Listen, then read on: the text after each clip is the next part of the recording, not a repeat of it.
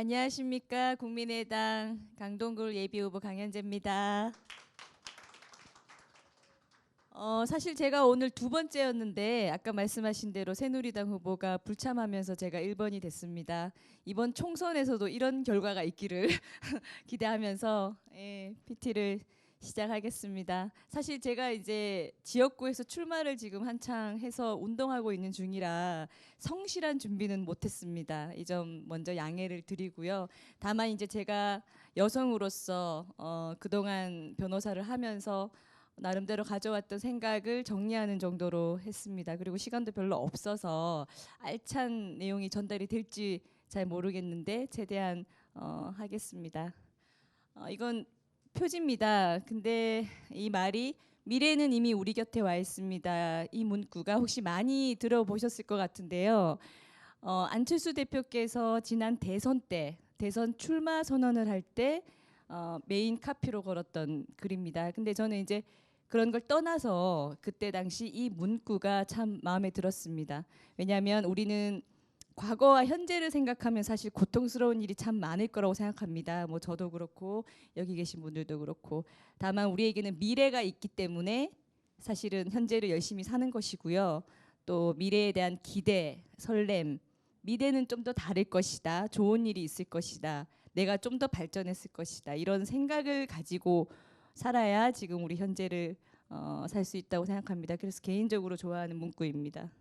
저는 사실 오늘 PT를 총 4장 준비했습니다. 표지 포함하여. 그래서 제가 이렇게 뭐 주절주절 쓰는 걸 좀 안 좋아해서 키워드만 뽑았는데 일단 제가 딸 넷의 막내딸입니다. 오늘 여성이 주제이기 때문에 그것부터 시작을 합니다.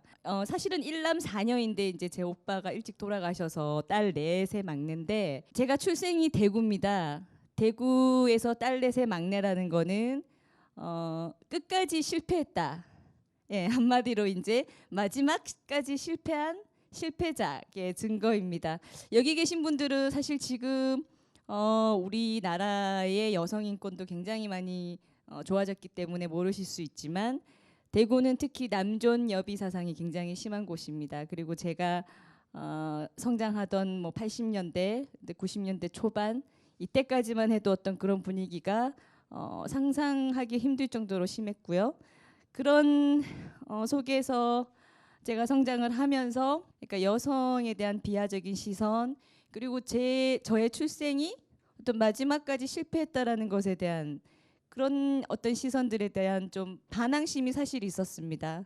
그 반항심이 트라우마가 될 수도 있었는데 저에게는 다행히 긍정적으로 제가 어떤 남성들보다 더 잘났고 더 잘 될 수 있다라는 어떤 그런 그 저의 어떤 그 욕심의 계기가 되기도 했습니다. 사실은. 그래서 공부를 했고 변호사가 됐고 지금 제가 외모는 좀 어려 보이지만 사실 올해 40대가 됐고요. 그리고 변호사를 12년째 하고 있습니다.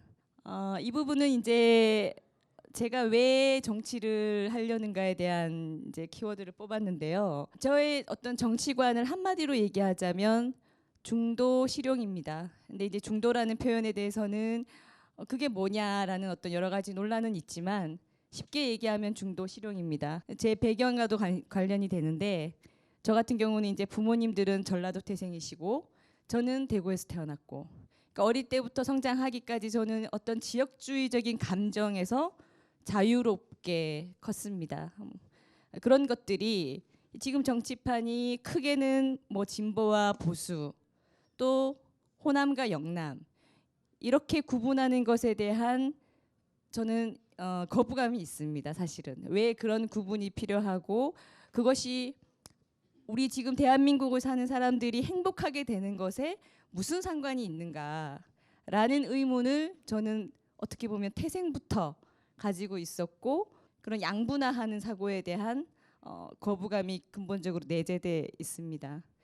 뒤에 이제 편가르기 하지 말라는 것도 편을 갈라서 싸우는 거는 사실 문제를 해결할 수도 없을 뿐만 아니라 전체를 망하게 하는 그런 경우가 굉장히 많습니다. 어느 조직이라도 어느 아주 작은 조직이라도 편을 갈라서 싸우기 시작하면은 그 조직도 안 될 뿐만 아니라 그 조직의 구성원들도 불행해집니다. 일을 하라고라는 거는 아시다시피 지난 19대 국회는 일만 빼고 다 했습니다.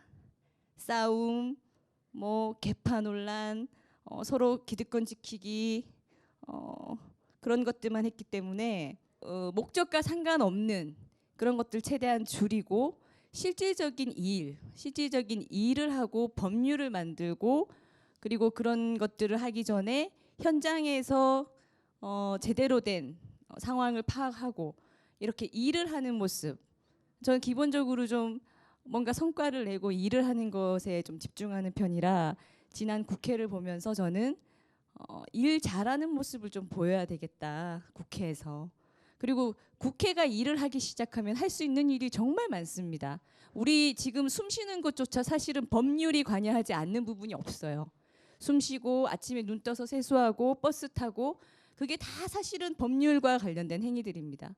그러니까 법만 잘 만들고 일을 잘하면 당장 우리의 일상생활도 달라질 수 있는 것이거든요. 그런 것들을 제가 좀 해보자라는 생각에서 정치를 시작했고 이번에 출마를 했고요. 그리고 지켜줄 수 있는 정치인은 저는 기본적으로 서민을 대변하려고 합니다. 왜냐하면 주변에서 이제 제가 변호사를 하면서 돈 많은 사람도 만나봤고 없는 사람도 만나봤고 억울한 사람도 만나봤고 잘난 사람도 만나봤고 다양한 인간 군상들을 만나봤는데 사실 돈도 많고 잘난 사람은 국가나 사회의 보호가 그다지 필요가 없습니다. 왜냐하면 본인들이 알아서 다 잘 하기 때문에 기본적으로 그냥 자기가 하고 싶은 일을 하면서 살 수가 있는 그런 힘을 가지고 있습니다. 그런데 그렇지 못한 사람들이 돈이 좀 부족한 사람, 좀 덜 배우신 분, 그리고 신체적인 약자 있죠. 여성, 아동, 장애인, 노인분들. 이런 분들은 좀 더 지켜주고 보호하라고 있는 것이 사실 저는 국가고 사회라고 생각합니다. 그래서 이 보호해줄 필요가 없는 사람, 대한민국 뭐 1% 이런 표현을 쓰는데 대기업 그런 쪽에 정치나 국회의원들이 돕기 위해서 법률을 만들고 할 게 아니라 더 많은 보호를 필요로 하는 사람들, 그 사람들을 위해서 그 사람들의 목소리를 대변하고 그 사람들을 위한 법률을 만드는 것, 그걸 하기 위해서 있는 것이 국회이고 국가고 사회라고 생각을 합니다. 그래서 굳이 뭐 막연한 그런 것보다 저는 그런 어떤 계층을 대변하고 싶다는 마음이 이번에 출마를 하게 됐고요. 그리고 이 목에 힘을 빼라 당신은 봉사자다라는 것은 우리나라 대한민국 헌법에도 있습니다. 근데 국회의원들은 당선만 되면은 권력자로 변합니다. 근데 우리 대한민국 헌법에는 모든 공무원은 국민의 봉사자다라고 천명을 하고 있습니다. 그러니까 모든 공무원은 국회의원을 포함하여 뭐 장관, 차관 모든 공무원은 국가의 녹을 먹고 혈세로 월급을 받는 국민의 봉사자입니다. 봉사의 마음으로 공직에 있어야 합니다. 사심이라든지 뭐 사리사욕을 채우기 위해서 또는 국민 위에 군림하기 위해서가 아니라 국민 아래에서 봉사하는 역할입니다. 우리 조직 어디를 가더라도 보면은 솔선수범해서 봉사하시는 분들 있죠. 그런 역할을 하는 겁니다.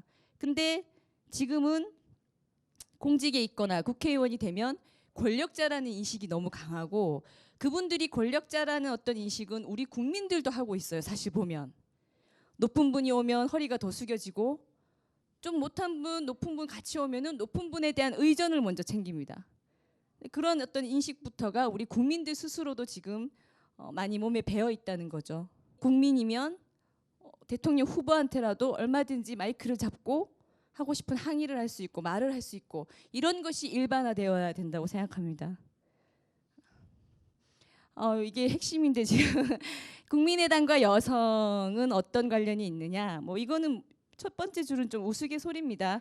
제가 지역에서 이렇게 보면은 확실히 안철수 대표는 여성 팬들이 많더라고요. 그래서 제가 왜 그런가를 봤더니 어떤 분이 우스갯소리를 그래요.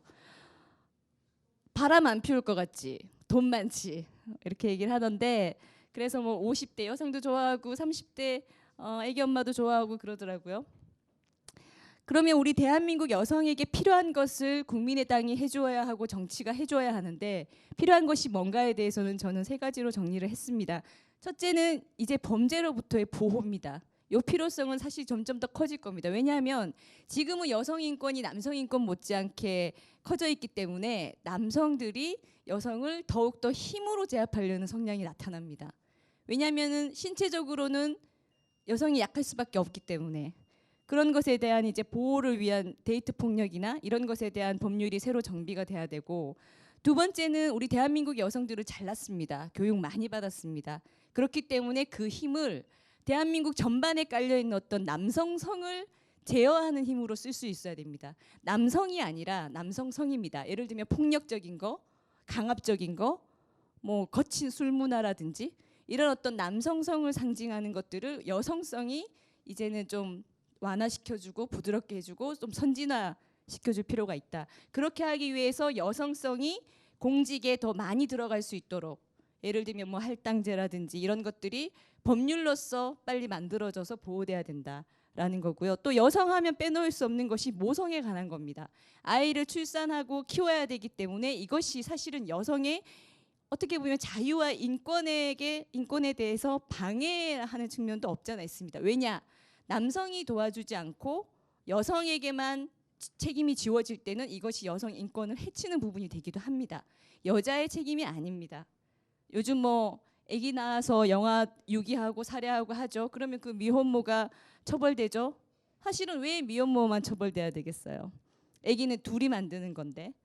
그런 어떤 측면에서 앞으로 더 여성의 인권이 보호되려면 여성과 필연적으로 관련 있는 이 모성이 부성과 함께 할 수 있도록 유도해야 됩니다. 그래서 저는 남성에게 육아휴직도 더 확대해야 되고, 또 남자에게 직장에서 뭐 패밀리데이 같은 걸 정해서 가정으로 돌아가서 육아를 함께 할 수 있게 하는, 그러니까 모성을 보호하기 위해 계속 모성만 얘기할 게 아니라 부성을 얘기해야 모성이 같이 보호된다, 이런 측면입니다. 야, 시간이 너무 지나서 일단 여기서 마치겠습니다.